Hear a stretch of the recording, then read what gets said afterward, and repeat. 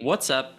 My name is Casey Budge. This is the Fake Crime Podcast, and today we are talking about one of my all-time favorite villains from any medium, partially because it was one of the movies that was in our truck forever when it had a CD player. It was one of the movies that just lived in our truck, and so we've watched it over and over and over and over It and is over again. it is one of those movies that if you are a Budge, if you are in this family, you have to be able to quote it. And Yeah, if you want into this family, you have to be able to quote it line for line. Because yeah. we're gonna make enough We're, references that we're you'll be probably gonna confused. reference.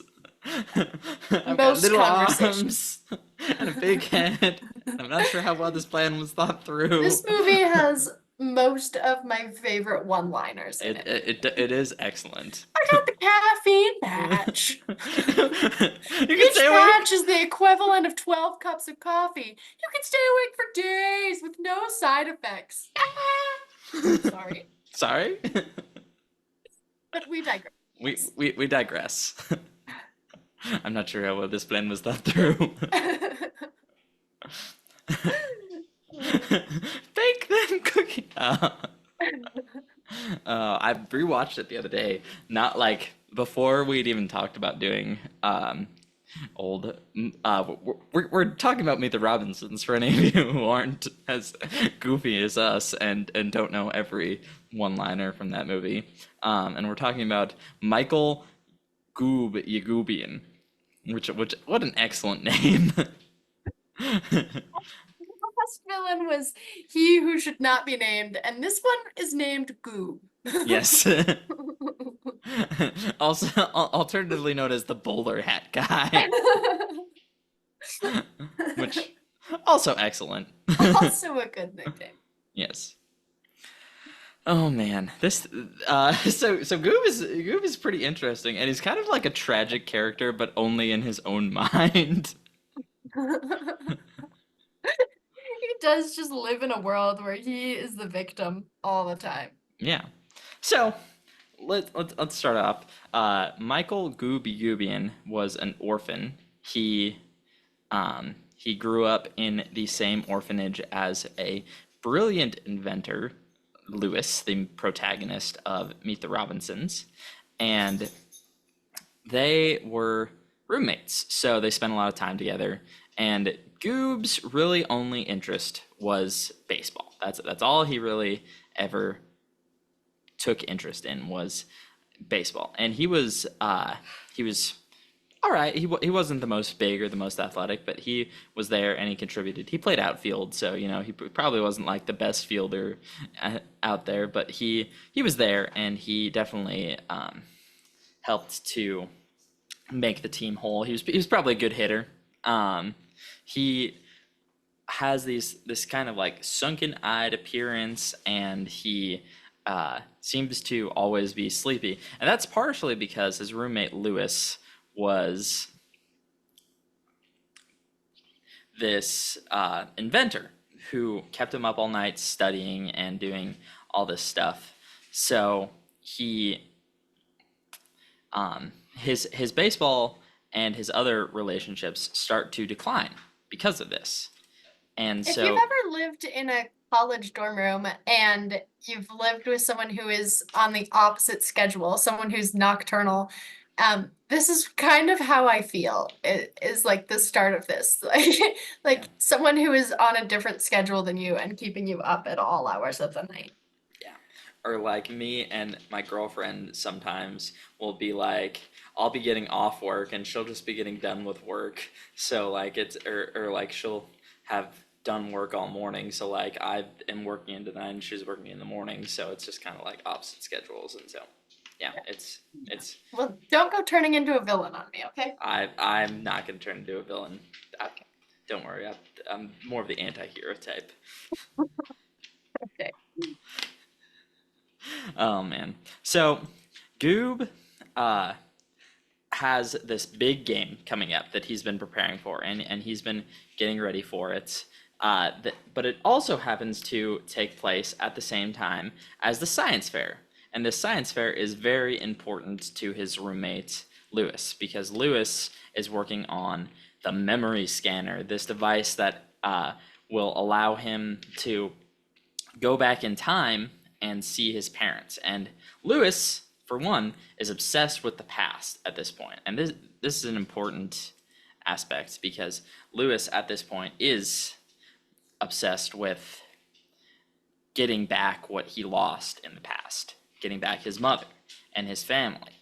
And that is kind of his driving force, is retrieving what he views as having lost. And so Goob is living carefree in the moment. He only cares about this next baseball game that's coming up. And he also hasn't been able to get adopted. Lewis hasn't been able to get adopted, seemingly for opposite reasons. Goob really only has been caring about baseball, and he doesn't really care about putting his best foot forward as far as adoptions. He's also like tired all the time, and so he's just kind of struggling a little bit there. But with the science fair and the baseball game intersecting, they Lewis and Goob are both burning the candle at both ends, and Goob is getting the short end of the stick because he's out practicing all day, and then he comes in and Lewis is working all night and being loud, and so Goob doesn't get hardly any sleep the night before the big game. And so the day of the big game comes along. Lewis is off at the science fair, and we'll have to get into timelines here in a second, just to make any of this make sense. But we'll call this timeline A. That we're talking about right now. So in timeline A, Goob falls asleep during the game because he's out in the outfield, not having to do anything, and he ends up missing the game-winning. It's the bottom of the ninth, and someone hits the final out of the final inning right to him, and it literally hits him on the head, and he doesn't catch the ball, and his team ends up losing. They end up scoring, and he gets beat up and booed by everybody, and he comes back to the orphanage with this big black eye and a steak and a comically large steak on his face. And in this timeline, he's actually approached by timeline A future bowler hat guy and told that he needs to never let go of his anger and that he needs to keep holding on to it, and he needs to look to the past. And so at this point, he starts obsessing over the past. And it is at this point in timeline A where their paths diverge, because in this timeline, Goob starts obsessing on this one moment, that if he could have caught the ball, he could have been loved by everyone. Everyone could have loved him. He probably would have gotten adopted. Like all this stuff could have gone pro. Yeah. He could have done all this stuff if it weren't for that one pesky knee injury. He could have gone pro. But he ends up basically being mad and angry after this. He ends up like gaining a bunch of weight. Ends up being unhealthy, and he actually ends up staying in the orphanage for the next 30 years. And he never changes out of his baseball uniform. Out of his kids' baseball uniform. Yes. For 30 years. For Out of his 30 mini league. years. Yeah. T-ball. No. It's probably no. like It's real baseball. It's slow pitch. Come on. Yeah. Yes. So yeah, he is obsessing over this one moment in the past that he thinks ruined his entire life. And previously, that's what Lewis was thinking as well, that this one thing ruined his entire life. And so if he could just go back in time and change that one thing, then it would have. But at the same time, Lewis at the science fair in timeline A, his invention is a success. He shows it to his future mother, actually. He ends up winning the science fair, and he goes on to be this very famous inventor and gets to go on and sell all his inventions. He makes a company. He does all these crazy things. He's very successful. He has a whole family. He has a wife and a kid and all sorts of stuff. And he eventually invents a bowler hat that is meant to be a helping hand, but it is actually defective, and it starts taking over the minds of its users and is evil. But he ends up scrapping that because it's not a viable thing. But he also invents actually two time machines at the time, and this whole time, Goob has been in the orphanage plotting and scheming and fuming over this one event that happened in his past and thinking of ways that he can change it, and he can't change it.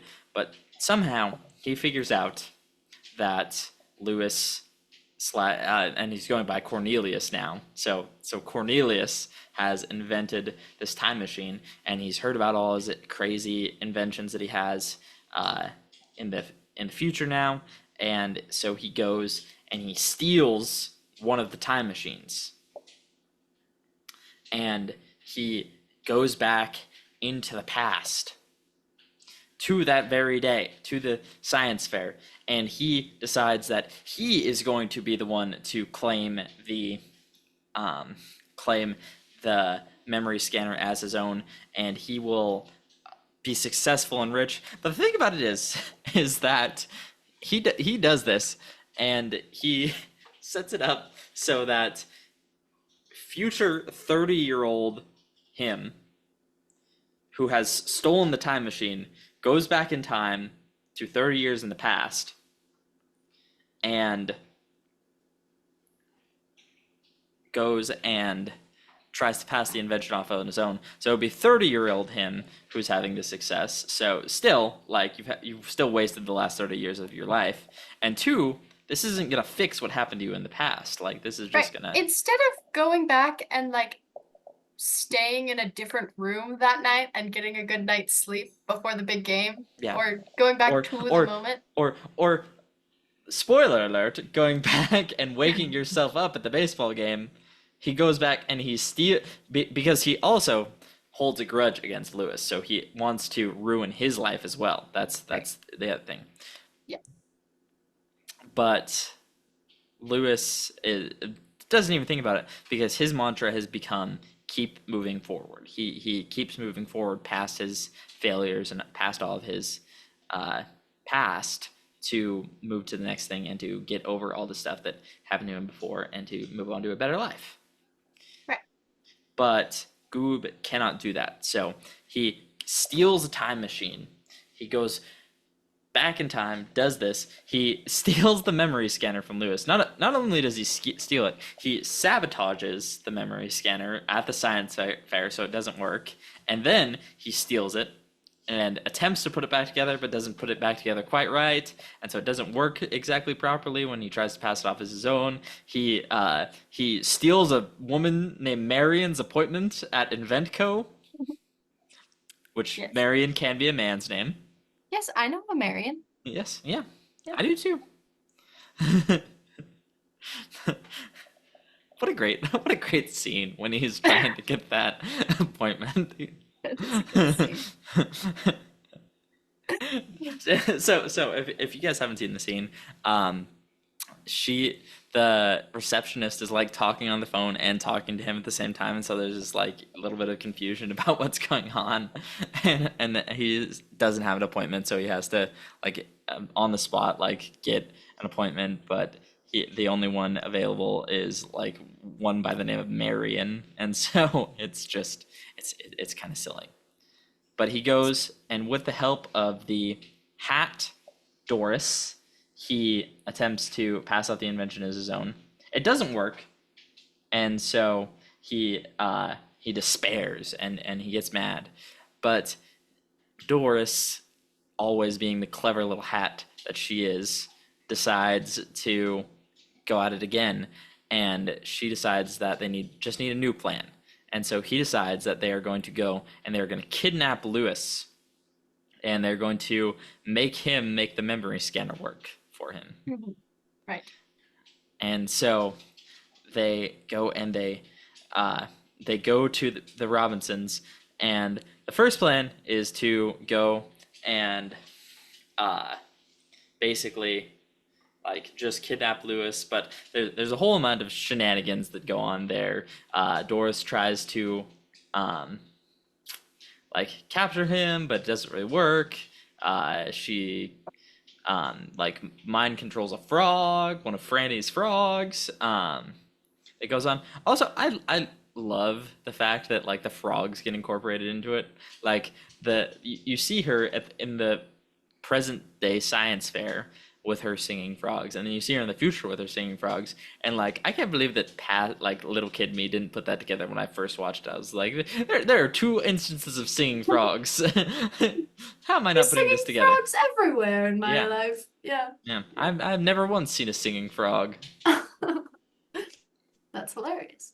Yes. Clearly, you aren't paying attention to nearly enough frogs. Apparently not. Yeah. Have you ever seen a singing frog? No. No. I mean, I guess in Princess and the Frog. Yeah. Yeah, that's the only singing frog. I do prefer the alligator playing the horn in that one though. I do too. Or the firefly singing about his love, Evangeline. It makes me cry every time. Well, that's not a hard task. True. I might cry thinking about it, actually. So let's get back to our villain. Okay, so his first set of scheming doesn't work. He can't finagle a frog into capturing Lewis, which dumb plan in the first place. So he comes up with another brilliant plan. He uses the mini Doris to go. He goes back further in time and somehow transports a T-Rex back with him and uses the mini Doris to control it. And he tries to get the dinosaur to capture Lewis for him.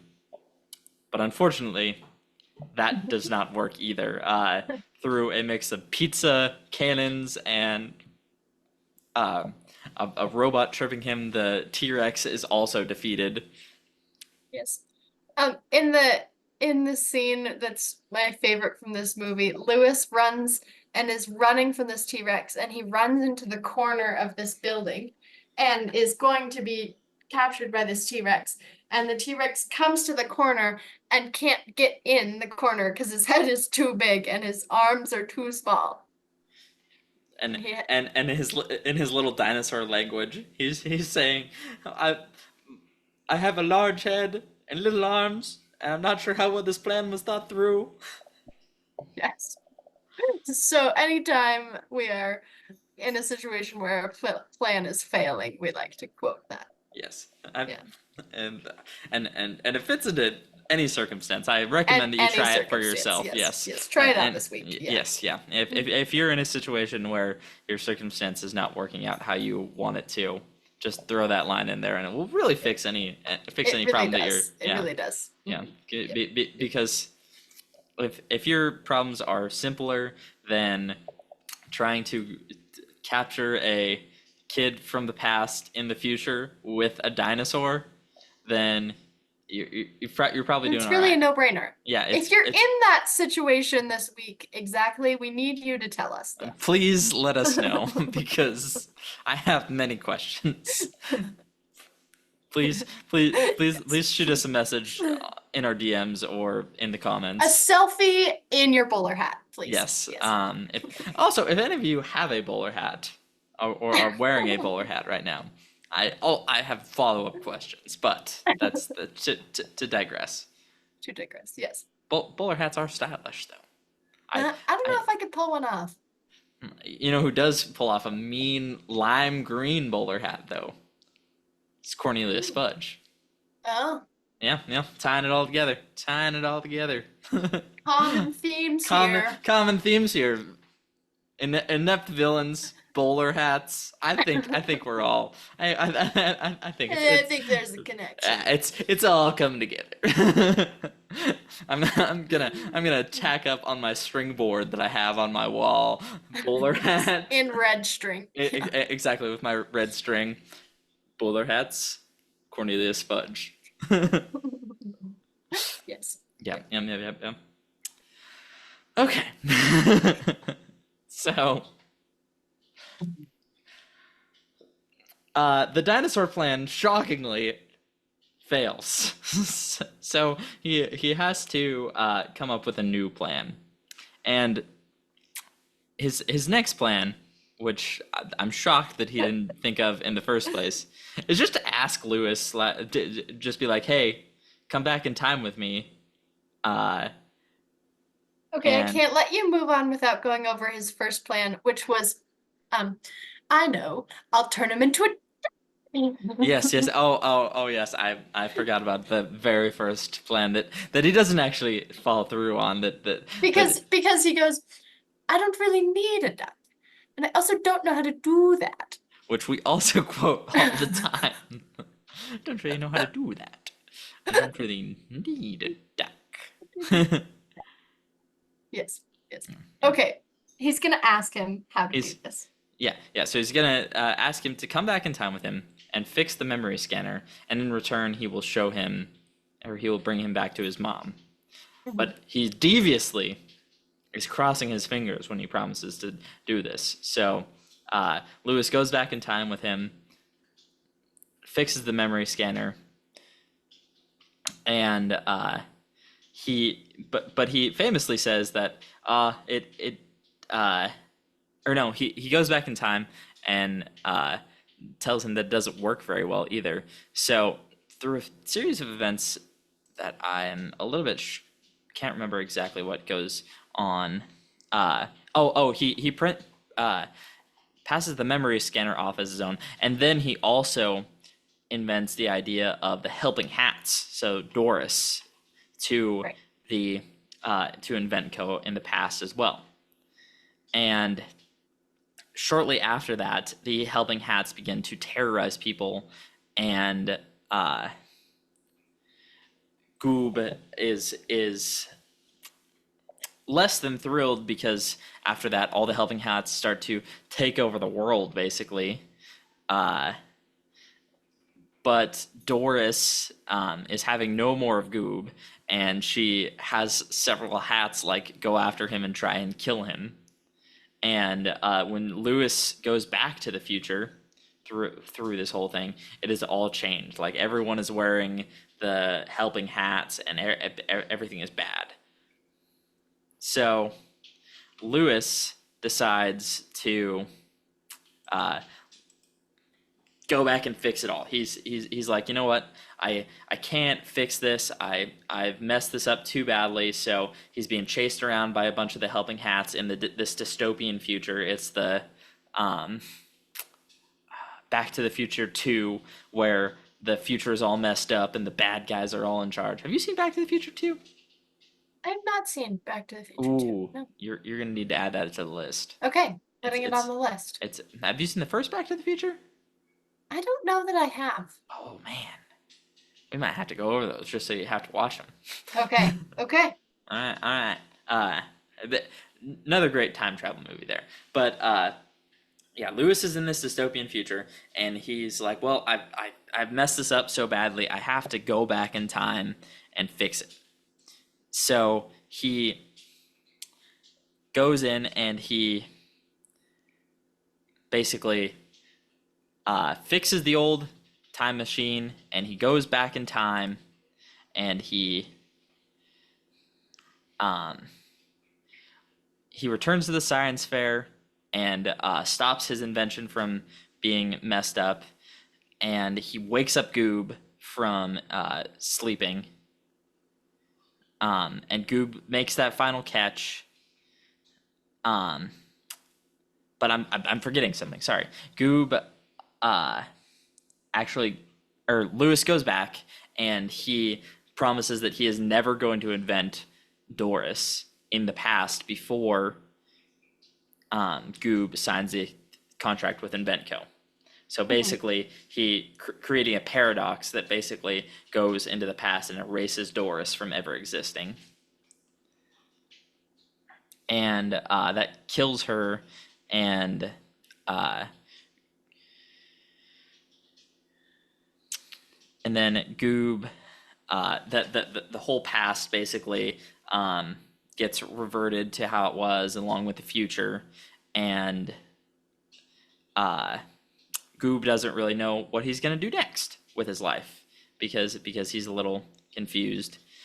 But Lewis returns to the past, and he wakes up Goob, and this splits off into the alternate timeline where everything works out for everyone basically. And he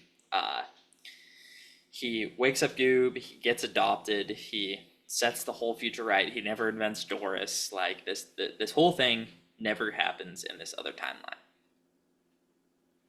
And it's all a little convoluted. And if you get to thinking about the timelines a little bit too much, then it's a little bit wibbly wobbly, because it's uh, kind of creates a paradox where, like, if Lewis never invented the helping hats, then he wouldn't know never to invent the helping hats, Right. because the past would be altered from the future, and so there's a bunch of stuff that's interacting a little bit. So I recommend you just don't think about the time travel Don't in it think very about much, that. because Also, the end is just a little bit. I mean, it's rushed. It feels rushed to me. Like, the whole end just kind of happens all in yeah, a row. it happens really fast, Yeah. and there's a robot and a lot of spaghetti and some hat hair. It just all happens really quickly. Like after Lewis gets to the Robinsons, it all just kind of just happens, like one thing after another. There's never really a second to, like, Right. and let everything breathe for a minute, which is kind of true about the whole movie. Like except for in the very beginning, nothing really has a moment to breathe. Mhm. But I do think that Goob is an interesting villain for a lot of reasons, because he represents the beginning ideals of Lewis and thinking about his past, because Lewis eventually has the opportunity to tell his mom not to give him up. He goes back in time to that moment, and he decides not to. He decides, okay, I'm not going to do that. I'm going to keep moving forward. I'm going to choose this life and see what is waiting for me in the future. Which ultimately turns out really great, because when he Yes. goes to the future, he has this wonderful family Exactly. that is ridiculous. And for anyone with a big family, I think you can appreciate. Yeah, yeah. Yeah. It's ridiculous that he has uncles and cousins and all sorts of crazy people. And Yes. And the moment when who's the mom? Bring me in here. the scientist lady who's judging the science fair. Yeah, but what's her name? I'm forgetting. When she I- brings them. No, wait, it isn't her. No, it's when in it's the not closet her. when they're doing the family tree. Yeah. I think it's Wilbur. Yeah, it's a Wilbur.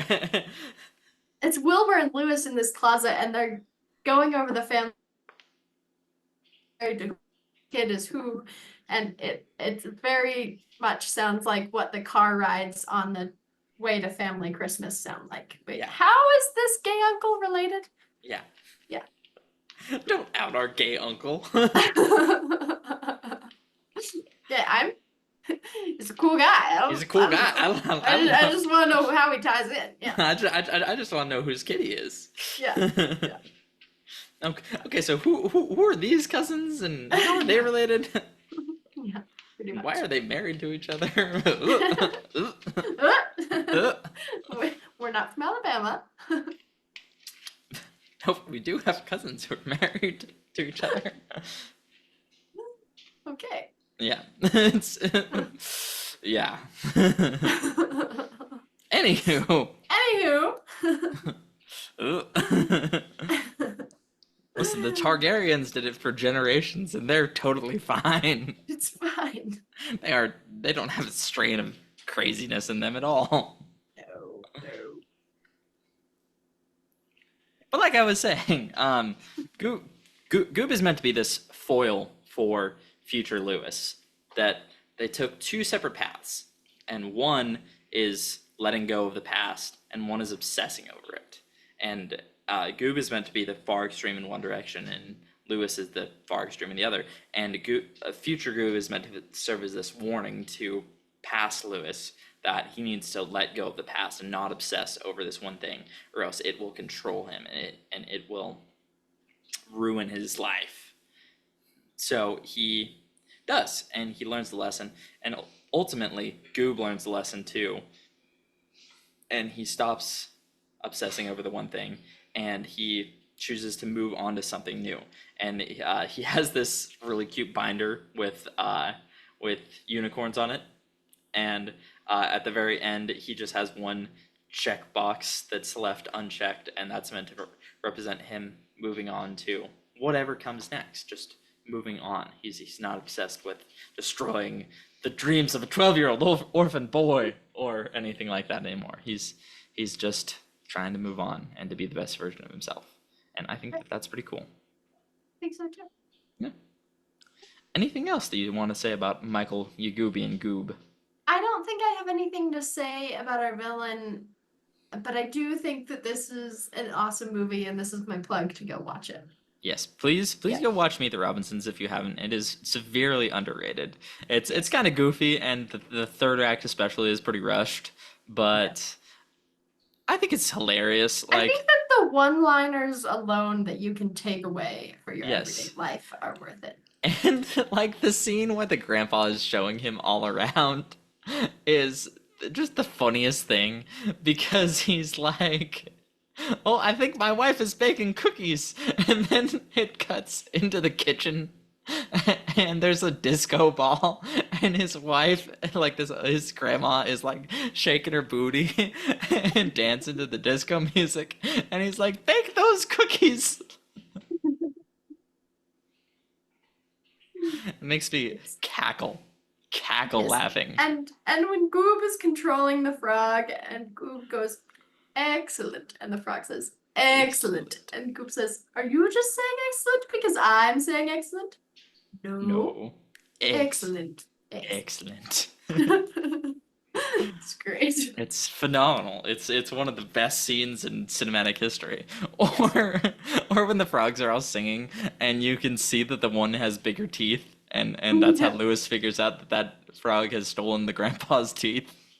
Yes.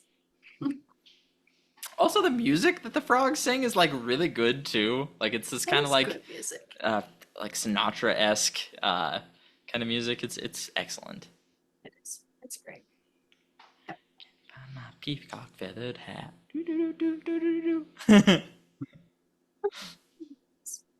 Yeah. Any last thoughts? Who are we doing next week, Casey? To be decided? To be decided, unless you have anyone who you particularly want to do. I don't know. If you guys have any recommendations for villains that you'd like to see, let us know. Yeah. Sorry for the delay on episodes. This last week was kind of crazy. Yeah. Craziness. Okay. Craziness. Yeah. Yeah, no fun. Yeah. Anyway. Anywho, wear your seatbelts. Thank you guys so much for listening. This has been the Off-Season Podcast. Please go follow us on all of our social medias. Please drop us a follow wherever you listen and give us a rating. That really helps out the algorithm find us, and more people who like this podcast can find, or who will like this podcast will find it. If you like this podcast, then your friends who like this podcast will probably like it too. So tell them about it. All right. Thanks, Skater. All right. Thanks for podcast number 2. I'm so glad that we did it in 40 minutes. In 40 minutes.